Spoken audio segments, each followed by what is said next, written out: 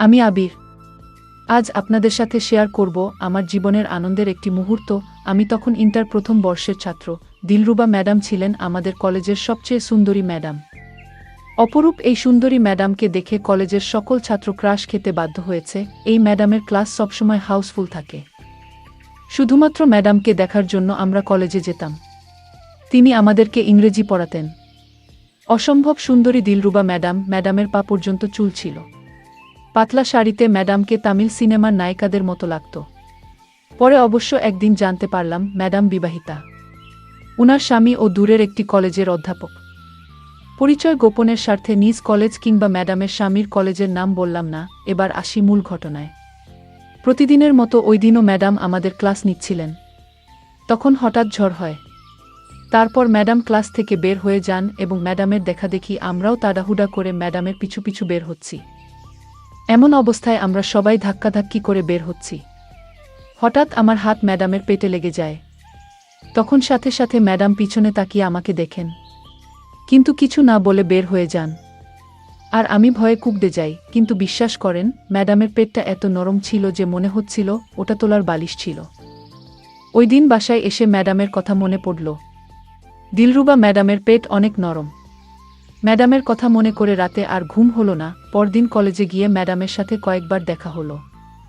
Madam বারবার আমার দিকে তাকাচ্ছিলেন। ম্যাডাম কখনো কারো দিকে এতক্ষণ তাকান না। আমি তার দৃষ্টি লক্ষ্য করলাম। আমি ভাবলাম ম্যাডাম হয়তো আমাকে খারাপ ভাবছেন। আমি ম্যাডামের কাছে গিয়ে ক্ষমা চেয়ে আসলাম। ম্যাডাম মুচকি হাসি দিয়ে চলে গেলেন। কিন্তু ম্যাডামের পেটে হাত লাগার পর থেকে তার প্রতি আমার একটা টান বাড়তে লাগলো। নানাভাবে তার দৃষ্টি আকর্ষণ করতাম। আমি তার ক্লাসে সবার আগে খাতা দিতাম। একটু সিরিয়াসভাবে ম্যাডামের ক্লাসের পড়া দিতাম। কাজেই ম্যাডাম আমাকে ভালোভাবে চিনে গেলেন। আমি ক্লাসে ম্যাডামের উপর থেকে চোখ সরাতে পারতাম না। তার শরীরের প্রতিটি ভাঁজ আমি লক্ষ্য করতাম। ভাবতাম এরকম মেয়েদের জামাই হতে হলে কি করতে হবে। যাই হোক, ম্যাডাম আমার নাম জানতেন। আমি আবার একটু চুপচাপ থাকতাম। কিন্তু আগের চেয়ে আমার সিরিয়াসনেস বেড়ে গেল। আমাদের কলেজের নিয়ম ছিল, একদিন না আসলে ৭০ টাকা জরিমানা। আর আমি আমার পরিবারের সাথে বেড়াতে যাওয়ার কারণে অনেক দিন আসতে পারিনি। তাই জরিমানা মওকুফ করানোর জন্য ম্যাডামের কাছে গেলাম। ম্যাডাম শিক্ষক রুমে একা বসেছিলেন। আমি ঢুকতেই বললেন, কি হয়েছে আবির? আমি বললাম, জরিমানা মাফ করতে এসেছি। ম্যাডাম বললেন, কত টাকা? আমি বললাম, ১,০১০ টাকা। ম্যাডাম বললেন, এত টাকা হলো কিভাবে? কোথায় ছিলে এতদিন?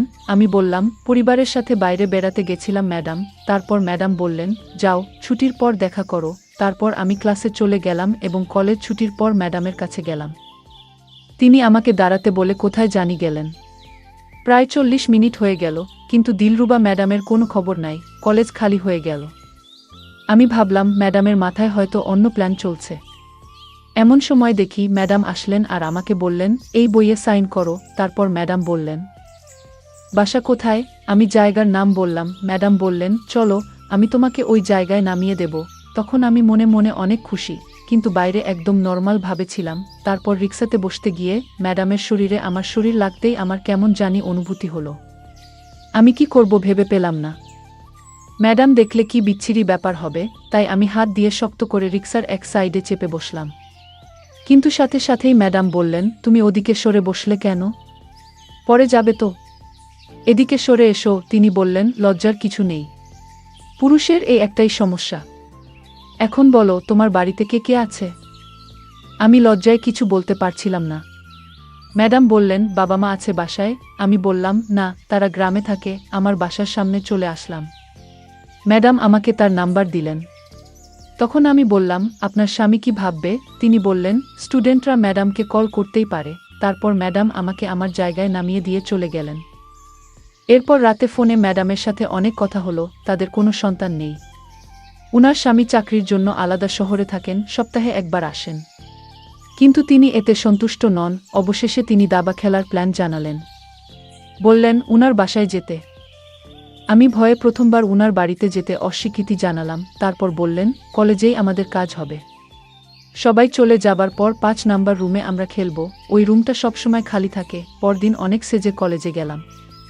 ম্যাডাম আমাকে ডাকল। আমি মনে মনে বললাম, আজকে তাহলে আমার স্বপ্ন পূরণ হবে। ছুটির পর সবাই চলে গেলে ম্যাডামকে নিয়ে ৫ নাম্বার রুমে ঢুকেই ম্যাডামকে একা পেয়ে জড়িয়ে ধরলাম। ম্যাডামের শরীরের গন্ধ আমাকে পাগল করে দিল। তারপর আমি জোর জোরে কিস করতে লাগলাম। তখন মনে হচ্ছিল তার সারা শরীরে যেন আগুন বইছে। ম্যাডাম ঘন ঘন শ্বাস নিতে লাগলেন, যা আমাকে গলিয়ে দেওয়ার জন্য যথেষ্ট। এভাবে একে অপরকে আদর করতে করতেই ১০ মিনিট কেটে গেল। তারপর আমি ম্যাডামকে নিয়ে খেলা শুরু করলাম, যে কিনা অন্য এক পুরুষের সম্পদ। আমি অবাক হয়ে তাকিয়ে তার সৌন্দর্য অনুভব করতে লাগলাম। ম্যাডামকে দেখতে কি অপরূপ সুন্দর লাগছিল।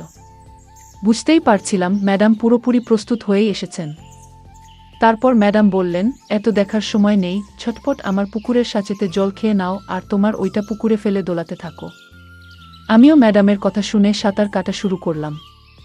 আহ, কি সুখ! বহুদিন পর নিজের স্বপ্ন পূরণ হচ্ছে। অধিক সাঁতার কাটার কারণে আমি মাত্র ৫ মিনিটের মাথায় নিজের নিয়ন্ত্রণ হারিয়ে ফেললাম। এরপর ম্যাডাম বললেন, ভালোই তো চলছিল, তাহলে এত তাড়াতাড়ি কেন সাঁতার বন্ধ করে দিলে? আমি বললাম, আপনার এই অপরূপ সুন্দরী শরীর দেখলে যে কেউই নিয়ন্ত্রণ হারিয়ে ফেলবে। ম্যাডাম বললেন, ঢং করা বাদ দাও, এখন আমার পুকুরে সাঁতার কাটো। আমি বললাম, মিমি ২-১ মধ্যেই আমি সচল হয়ে যাব। তখন ম্যাডাম বললেন, কলেজে এত সময় নাই, এখন চলো। তুমি সন্ধ্যার পর আমার বাড়ি এসো। আর আসার সময় একটা ট্যাবলেট কিনে নিও। সারা রাত থাকতে হবে আমার বাড়িতে। কি পারবে তো? আমি বললাম, অবশ্যই পারব। তারপর এসব বলে আমরা রেডি হয়ে কলেজ থেকে বেরিয়ে পড়লাম। গাড়িতে বসে ম্যাডামের হাতে হাত রেখে কিছু দূর যেয়ে আমি নেমে পড়লাম আর বললাম, সন্ধ্যার পর আসছি। ম্যাডাম বললেন, যত তাড়াতাড়ি পারো চলে এসো, আমি অপেক্ষায় থাকব। কিন্তু আমি বললাম, আচ্ছা। গল্পটার দ্বিতীয় পর্ব দেখতে চাইলে চ্যানেলটি সাবস্ক্রাইব করে কমেন্টে ইয়েস লিখুন। আর হ্যাঁ, গল্পটি কেমন লাগলো জানাবেন।